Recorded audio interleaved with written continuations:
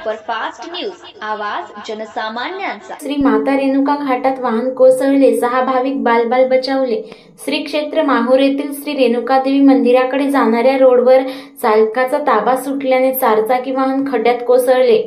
त्यात चालकासह 6 भाविक किरकोळ जखमी झाल्याची घटना गुरुवार दिनांक 29 मे रोजी उत्तरारात्री 2 वाजता घडली। माहूर पोलिसांनी सर्व जखमींना ग्रामीण रुग्णालयात दाखल केले। डॉक्टरांनी त्यांच्यावर उपचार केले। अमरावती जिल्ह्याच्या धामणगाव तालुक्यातील मंगरूळ दस्तगीर येथील भाविकांच्या MH 27 DU 1140 या क्रमांकाच्या वाहनाचा मंदिरालगतच्या वळणावर चालक सौरभ महेंद्र मारोडकर वय 27 वर्षे याचा तोल सुटल्याने वाहन खड्ड्यात जाऊन उलटले।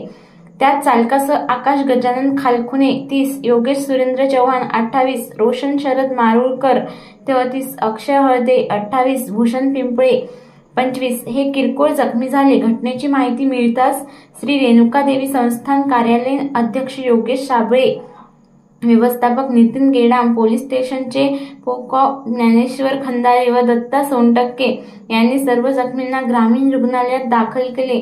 तिथे डॉक्टर अक्षय वाठोरे, परिचारिका आरती शिंदे, गजानन भोपाळे यांनी त्यांच्यावर उपचार करून त्यांना घरी जाण्याची परवानगी दिली। महाराष्ट्र सुपरफास्ट न्यूजसाठी अनिल माळपेडलीवार, माहूर, नांदेड।